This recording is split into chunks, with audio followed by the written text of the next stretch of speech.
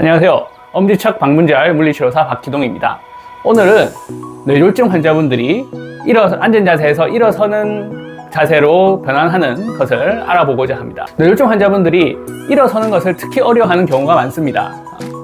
서거나 걷는 것은 오히려 어느 정도 되는데 일어서는데 유독 많이 넘어지는 낙상사고가 일어나는 경우가 많죠.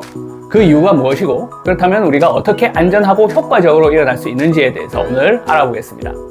자, 일어서는 건 의외로 사람에게 아주 힘든 동작 중 하나입니다. 왜냐하면 넓은 기저면 그리고 낮은 체중 중심이 순식간에 아주 짧은 시간에 좁은 기저면과 높은 체중 중심으로 이동하는 과정이기 때문이죠.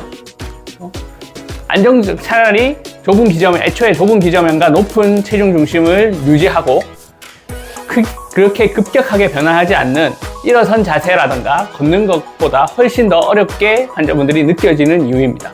자, 한번 움직여 볼까요?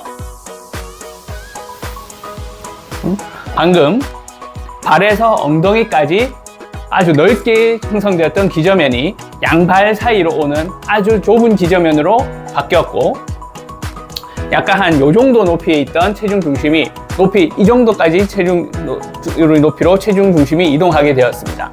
이 변화를 아주 짧은 시간에 해야 되기 때문에 환자는 어렵게 느끼는 것이죠. 자, 그러면 어떻게 우리가 환자분들이 보다 쉽고 안전하게 일어날 수 있는지를 알아보도록 하겠습니다. 먼저 기저면의 넓이에 대해서 말씀드리겠습니다. 일반적인 상식으로 기저면이 우리가 넓으면 넓을수록 안전하기 때문에 환자분들과 보호자분들도 되도록이면 발을 넓게 벌려서 환자분들이 보다 안전하게 앉아 있는 것을 원하고 이 상태에서 일어나는 것이 좋다고 생각하실 경우가 많습니다. 근데 반대로 생각해보면 이렇게 넓은 기저면이 안정적인 자세를 만들므로써 일어서는 변화를 일으키는데 훨씬 더 많은 움직임을 유발할 수 있다는 것을 우리가 간과할 수가 있죠. 그래서 자, 예를 들어서 이렇게 넓은 기저면으로 일어나게 한다면 지금처럼 몸을 훨씬 더 많이 숙여야만 일어날 수가 있죠. 그리고 몸을 많이 숙인 만큼 다시 일어설 때 몸을 더 위로 펴야 더 뒤쪽으로 많이 움직여야 되기 때문에 훨씬 더 많은 흔들림이 발생하고 불안함이 발생할 수 있습니다. 이때 낙상이 일어날 위험이 아주 높아지죠. 자, 앉아보시고 반대로 이렇게 기저면을 좁게 설정해서 일어난다면, 자, 일어나 보실까요? 지금처럼 몸을 거의 숙이지 않고 약간의 기울임만으로도 우리가 일어날 수가 있습니다. 그럼 훨씬 더 흔들림이 적어지기 때문에 환자분은 훨씬 더 안전하게 일어날 수가 있는 거죠. 다시 앉아주시고. 물론 그렇다고 기저면을 아예 좁혀서 이렇게 발을 붙일 정도로 한다. 그럼 자, 일어나 보실까요? 자, 일어나고 나서 아주 불안한 상황이 되기 때문에 이 또한 좋다고 볼 수가 없겠죠. 다시 앉으시고. 그러면 효율적인 기저면은 어느 정도가 될 것인가?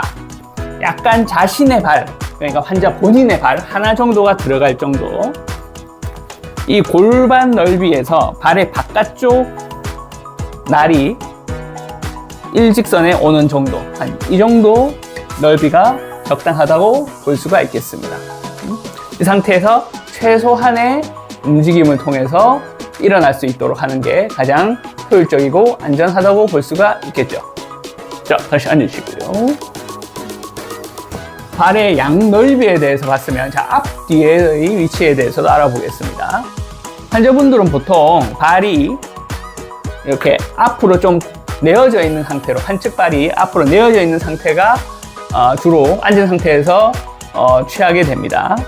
이렇게 되면 환자분은 체중을 싣기 힘들 뿐더러 이 체중을 싣기 위해서 몸을 훨씬 많이 숙여야 체중을 실을 수 있겠죠. 따라서 이렇게 앞으로 만약 발이 나와져 있다면 이 발을 뒤로 위치하면 좋은데요. 이 위치는 이 뒤꿈치가 무릎보다는 약간 뒤에 위치할 수 있는 위치. 그래서 뒤꿈치에 보다 체중을 쉽게, 뒤에 있는 체중을 앞으로 가지고 올 때 뒤꿈치에 보다 쉽게 실을 수 있는 이 정도 위치가 적당합니다. 만약 이보다 너무 뒤로 가게 된다면 뒤꿈치가 땅에서 떨어지게 되고요. 체중을 앞으로 움직일수록 더 떨어지기 때문에 훨씬 더 불안하고 위험한 상황이 연출될 수가 있죠. 그렇기 때문에 발의 앞뒤 위치는 뒤꿈치가 무릎보다 약간 뒤로, 그리고 땅에 붙을 수 있는 정도의 위치로 오는 게 가장 적절합니다. 자, 그럼 발을 땅에 붙였으니까 그 위에 무릎에 대해서 보자면요. 환자분들의 경우 환측은 특히 바깥으로 벌어지면서 다리가 돌아가고 발 안쪽이 땅에서 뜨는 이런 형태가 취해질 가능성이 매우 크죠. 그렇기 때문에 발을 땅에 붙이고 체중을 쉽게 하면서 이 무릎이 다리 밖으로 벌어지지 않도록. 물론 또 어떤 더 소수의 경우에는 무릎이 너무 안쪽으로 들어가는 경우도 있는데요. 이 마찬가지로 너무 어느 한쪽으로 치우치지 않도록 발과 무릎이 일직선상에, 그래서 체중이 고스란히 무릎을 타고 발로 치러질 수 있도록 발과 무릎이 일직선에 오도록 하는 게 가장 좋습니다. 자, 그렇게 되면 필연적으로 무릎이 골반보다 약간 안쪽으로 위치하게 보이는 경우가 많은데요. 이것은 틀린 것이 아닙니다. 왜냐하면 우리의 대퇴골, 즉 이 윗다리뼈는 본질적으로 한 15도 정도 안쪽으로 더 들어오게 되어 있거든요. 대각선으로. 골반에서 만약 무릎이 일직선에 있다. 이건 오히려 다리를 벌린 상태, 부자연스럽게 벌린 상태가 됩니다. 그렇기 때문에 약간 골반보다는 안쪽으로, 발하고는 일직선에 위치하도록 해주는 게 좋습니다.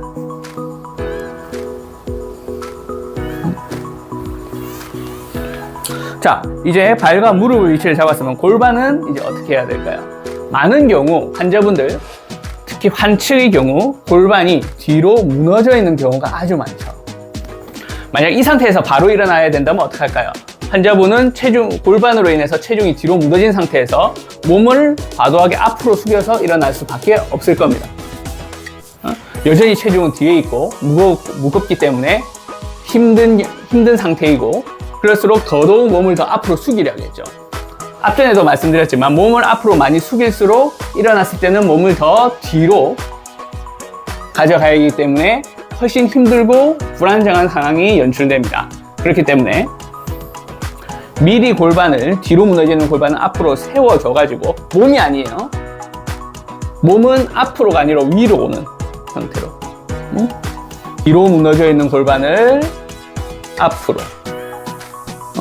그리고 몸은 딱 이렇게 바로 펴는 자세로 설정을 해주셔야 되고요. 자, 그럼 이 상태에서 어떻게 체중을 이제 앞으로 가져올 것인가? 바로 앉았으면 이 상태에서 일어서려면 우리가 체중을 앞으로 가져야 되는데 어떻게 가져올 것인가?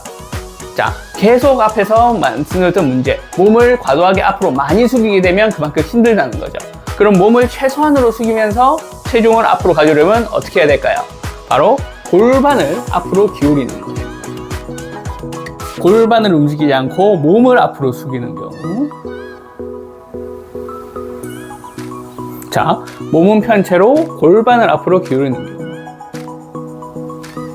자, 훨씬 움직임이 적은 것을 볼 수가 있죠. 같은 양의 체중을 이동하는데도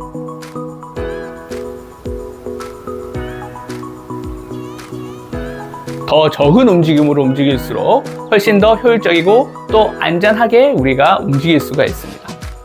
따라서 환자분들의 일어서기를 실시할 때는 골반의 움직임이 아주 중요하다. 우리 체중을 앞으로 움직이는데 골반을 어떻게 움직이냐가 아주 중요하다는 것을 꼭 명심하셔야 됩니다. 골반을 이용해서 체중을 앞으로 이동할 때 얼마만큼 이동해야 될까요? 환자분들이 일어설 때 가장 어려워하는 부분이 바로 여기입니다. 너무 많이 이동해서도 안 되고 너무 작게 이동해서도 안 됩니다. 자, 너무 많이 이동하면 어떻게 될까요? 체중을 앞으로 너무 많이 이동하면 앞으로 넘어져 버리겠죠. 너무 적게 이동하면 어떻게 될까요? 적게 이동해서 일어나려면 이렇게 뒤로 다시 엉덩방을 짚게 될 겁니다. 이런 경우에서 환자분들의 낙상이 가장 많이 일어나는 경우 중 하나죠. 가장 적절한 시기에 엉덩이를 떼야 되는데, 그럼 그 시기가 어디냐? 자, 우리가 흔히 말하는 명치라는 부분이 있어요. 이것은 저희가 전문용어로 센터 오브 그래비티라 부르기도 하는데, 줄여서 COG라 부르기도 하는데, 중요한 거는 이 명치가 이 무릎에서 올라온 이 라인에, 무릎의 위치에 올 때 우리 몸이 일어설 때 가장 적절한 위치라고 우리가 보고 있습니다. 자, 이 명치가 앞으로 이동하다가 무릎 위치 왔을 때 요렇게. 자, 다시 앉으시고. 여기를 넘어서 일어서게 되면 그만큼 환자분은 몸을 더 뒤로 많이 펴야 되고 힘을 들여서 많이 펴야 되고, 여기에 이 지점에 도달하기 전에 일어서게 되면 환자분은 아직 무거운 뒤쪽의 체중을 억지로 자기 힘으로 감당하면서 일어나야 되게 되죠.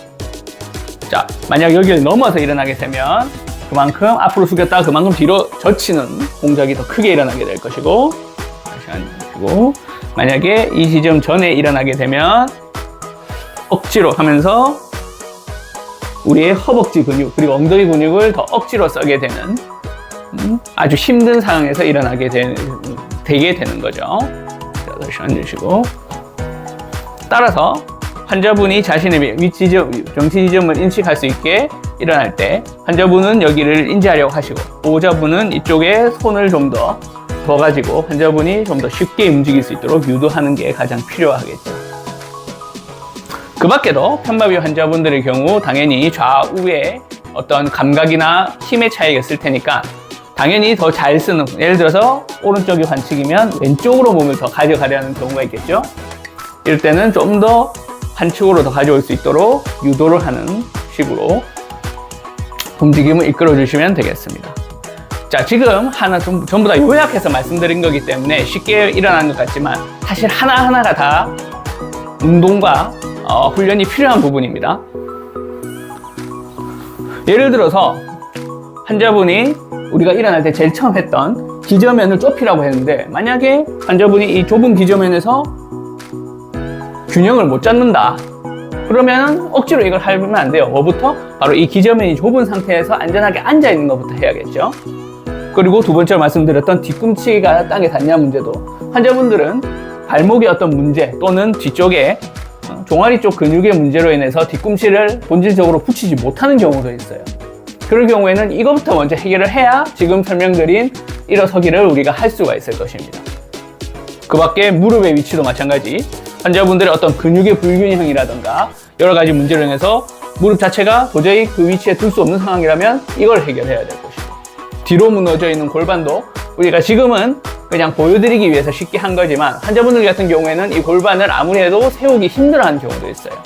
이처럼 하나하나 요소를 모두 우리가 심도 있게 보고 관찰하고 효율적인 해결하고 나서야 안전하게 일어설 수가 있을 것이고요.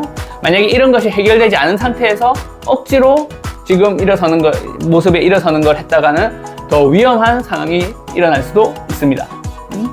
따라서 지금 보여드렸던 이런 일어서기, 효율적인 일어서기는 절대 성급하게 시도하시면 안 되고요.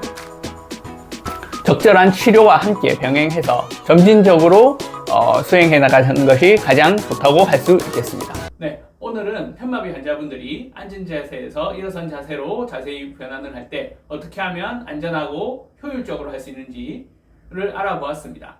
앞서 말씀드렸던 대로 환자분들이 쉽게 이렇게 할 수 있는 건 아니고요. 각각 발생할 수 있는 여러 가지 개별적인 요소들을 해결해야만 가능한 것이었기 때문에 처음부터 무리하게 하지 마시고 적절한 치료와 훈련을 병행하여 점진적으로 하는 것이 중요합니다. 이 시간 이후로 조금씩 이제 앞서 언급되었던 여러 요소들, 개별 요소들을 해결할 수 있는 방법에 대해서 업로드하도록 하겠습니다. 오늘 내용이 도움이 되셨다면 좋아요, 구독 꼭 부탁드리도록 하겠습니다.